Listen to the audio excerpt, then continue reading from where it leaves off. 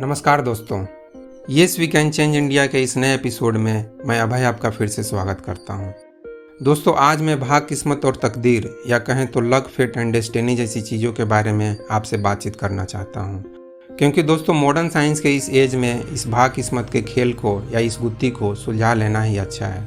दोस्तों, मैं ऐसा समझता हूँ कि भाग किस्मत जैसी चीज़ों में विश्वास या अंधविश्वास हमारे विकास में बहुत बड़ी रुकावट डालती है, क्योंकि यह हमें एक जागरूक, जुझारू और कर्मठ इंसान बनने से रोकती है। भाग किस्मत में विश्वास करने वाला आदमी बहुत जल्द हिम्मत हारकर दुख, गरीबी और परेशानी में जीना स्वीकार कर लेता है, क्योंकि वह यह मान लेता है कि उसके भाग में नौकरी, पैसा और सुख शांति जैसी चीज़ें लिखा ही नहीं है। और दोस्तों, मुश्किल तो यह है कि एक गरीब और साधारण आदमी जिसको मेहनत करने की सबसे ज़्यादा ज़रूरत होती है, वह यह सोचकर बहुत जल्द संतुष्ट और शांत हो जाता है कि जब पढ़े लिखे लोग और बड़े बड़े अमीर और स्टेटस वाले लोग भाग किस्मत को मानते हैं, तो फिर उसके जैसा एक मामूली आदमी इसको क्यों न माने। उसकी क्या हैसियत और औकात कि वह भगवान के बनाए गए इस विधान को न स्वीकार करे। और इस तरह से गरीब आदमी बहुत ही आसानी से दुख और गरीबी के सामने हिम्मत हारकर अपने हाथ खड़े कर देता है। दोस्तों, अगर कोरोना की बीमारी नहीं होती तो मैं आपको सामने में बैठाकर यह पूछता कि आपको ऐसा क्यों लगता है कि भगवान आपके भाग में गरीबी और दुख तकलीफ लिखा है। इस बारे में आप जितनी भी गहराई से सोच सकते हैं सोचकर बताइए, और फिलहाल आप इस बारे में कमेंट बॉक्स में ही ज़रूर बताइए। और दुनिया का कोई भी आदमी, चाहे वो कितना भी महान और स्टेटस वाला क्यों न हो, और वो भाग किस्मत को मानने के लिए आपके सामने कितना भी बड़ा से बड़ा तर्क क्यों न देता हो, ऐसे महान लोगों की बातों को कुछ समय के लिए आप साइड में कर दीजिए और मेरी बातों को आप ध्यान से सुनिए और सही लगे तो उसे स्वीकार कीजिए। दोस्तों, मैं तो कहता हूँ कि आप भाग किस्मत जैसी चीज़ों को तब तक मत स्वीकार कीजिए जब तक कि खुद भगवान आपके सामने आकर यह न बोले कि हाँ, मैंने तुम्हारे भाग में दुख और गरीबी लिखी है, अब तुमको जो भी करना है कर लो, लेकिन तुम्हारा दुख और गरीबी तब तक दूर नहीं होने वाला जब तक कि मैं खुद तुम्हारे भाग को न बदलूं। और हाँ दोस्तों, जब भगवान आपके सामने आकर यह बात बोलें, तब आप उनका एक वीडियो रिकॉर्डिंग भी करके यूट्यूब पर डाल देना, ताकि सिर्फ आप ही नहीं बल्कि पूरी दुनिया के लोग भगवान और उसके बनाए गए इस विधान को या इस सिस्टम को स्वीकार कर ले। मॉडर्न साइंस का एज है दोस्तों, तो भगवान को हमारे सामने आकर इस बात का सबूत देना ही चाहिए। और दोस्तों, आप इस बारे में इस ढंग से भी ज़रूर सोचना कि भगवान ने भाग किस्मत जैसी चीज़ें लिखी है, या आप बचपन से दूसरे लोगों की बातें सुनकर आपने अपने मन में इसे खुद लिख लिया, और लिखा भी तो इतनी आसानी से क्यों लिख लिया दोस्त। मेरी तरह इसके ऊपर सवाल क्यों नहीं उठाए। मैं भी तो बिहार के एक साधारण से गांव में पैदा हुआ एक लड़का हूं, और आप जानते हैं कि गांव देहात के लोग कम पढ़े लिखे होने की वजह से आए दिन किसी न किसी बात पर भाग किस्मत का रोना गाना शुरू कर देते हैं। रोना और गाना दोनों, क्योंकि सिर्फ दुख की ही बात पर नहीं बल्कि खुशी की बात पर भी वे भाग किस्मत की बात तुरंत ला देते हैं।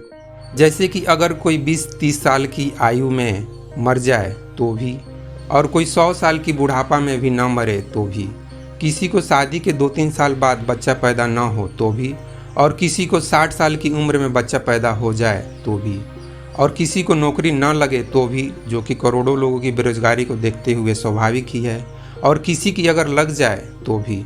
हर एक बात में भाग किस्मत, जैसे जो कुछ भी होता है सब भाग किस्मत के कारण होता है। कर्म और मेहनत जैसी चीज़ें तो जैसे कुछ होती ही नहीं। और बात बात में वह यह भी बोलते हैं कि समय से पहले और भाग से ज़्यादा कभी किसी को कुछ नहीं मिलता, जो कि आप भी सुने होंगे। विश्वास नहीं होता है दोस्तों कि श्री कृष्ण हजारों साल पहले इसी देश में कर्म की प्रधानता और महानता की बातें लोगों को समझाई थी। इन लोगों की बातें सुनकर ऐसा लगता है कि न्यूटन के सिर्फ 3 नियम ही नहीं बल्कि साइंस के सारे नियम फेल हैं। लेकिन हकीकत यह है दोस्तों कि फेल श्री कृष्ण और न्यूटन जैसे महान लोग नहीं हैं, बल्कि हर एक वो इंसान है जो भाग किस्मत के भरोसे ज़िंदगी को जीता है। लेकिन दोस्तों, मैं ऐसे अंधविश्वासी और भाग्यवादी लोगों के बीच रहकर भी मैं कभी भाग किस्मत में विश्वास करना नहीं सीखा। क्यों नहीं सीखा, इस बारे में आप ज़रूर सोचना। ऐसी कौन सी चीज़ थी जिसके साथ मैं पैदा हुआ था जो मुझे इन सभी चीज़ों में विश्वास करने से रोकती थी। दोस्तों, उसी चीज़ को अध्यात्म में कहते हैं होश या अवेयरनेस। और दोस्तों, वो चीज़ आपके अंदर भी है, बस उसे विकसित और जागरूक करना है। और मैं उसी चीज़ को जागरूक करने के लिए पिछले 20 सालों से प्रयास कर रहा हूँ।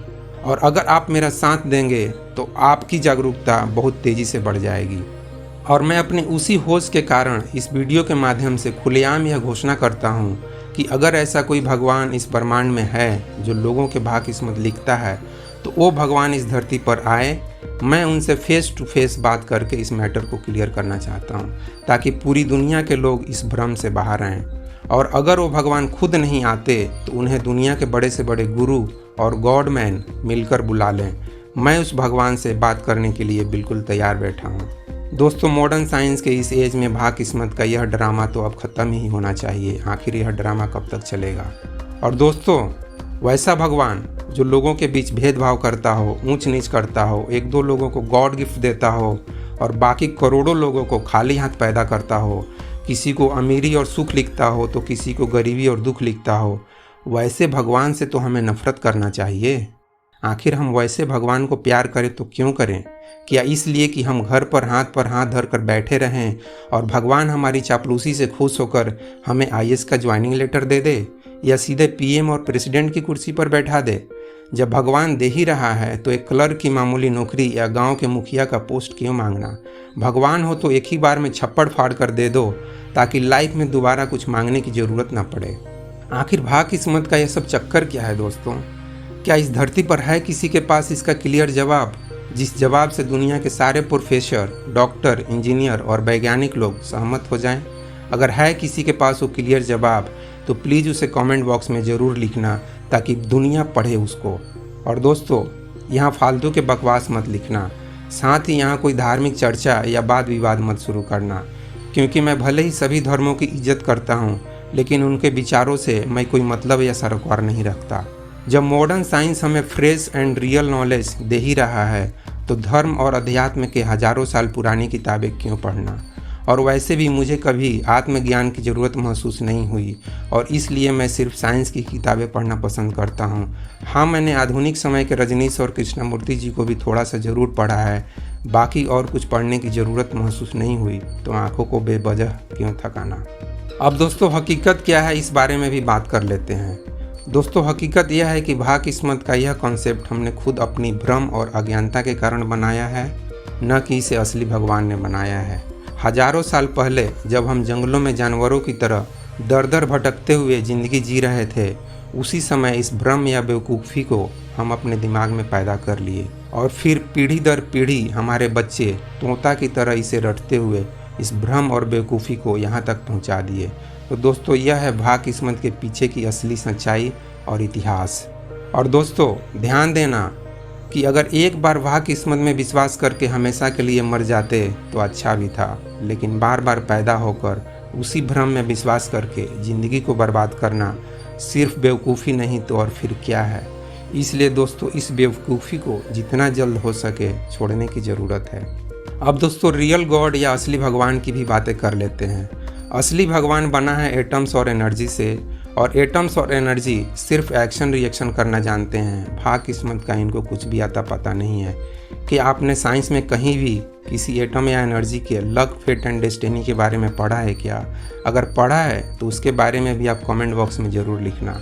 और दोस्तों, एटम्स और इसका सबसे एक्टिव पार्ट अर्थात इलेक्ट्रॉन्स, ये तो कोई भेदभाव नहीं करते।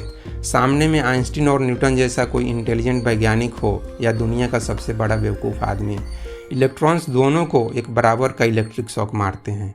इलेक्ट्रॉन्स को न तो चोर से मतलब है, ना ही साधु और पुलिस से। उसे न तो गरीब से मतलब है, ना ही अमीर से। सामने में अरबपति है या भिखमंगा, उससे कोई फ़र्क नहीं पड़ता, बल्कि वे सबको एक बराबर का ही इलेक्ट्रिक शॉक मारते हैं। तो असली गॉड या भगवान के लिए सब कोई बराबर है। सिर्फ इंसान ही नहीं, बल्कि दुनिया का हर एक चीज़, चाहे वो कितना भी छोटा हो या कितना भी बड़ा, फोटोन हो या एटम, चूहा हो या बिल्ली, बंदर हो या आदमी, स्टार हो या ब्लैक होल, सब भगवान के लिए बराबर हैं। और दोस्तों, इस सच्चाई को आध्यात्मिक जगत के जागरूक लोग सिर्फ अपनी विजन या इंसाइट के बल पर हजारों साल पहले ही बता चुके हैं, जिस समय मॉडर्न साइंस के नॉलेज का कुछ भी आता पता नहीं था। तो दोस्तों, सच्चाई यह है कि हम बस अपनी आलसीपन और नाकामी को छिपाने के लिए या अपने मन को झूठी तसल्ली देने के लिए इस भाग किस्मत के भ्रम को पाल लिए हैं। या सीधे शब्दों में कहा जाए तो हम भाग किस्मत के बहाने हम भगवान से यह कहना चाहते हैं कि हमारी दुख और असफलता के लिए हम नहीं बल्कि तुम दोषी हो।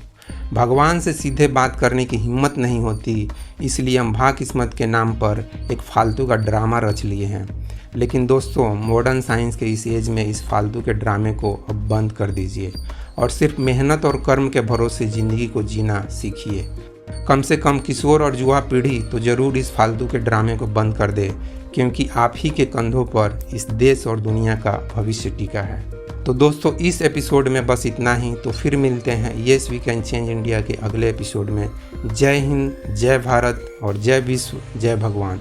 Thank you friends.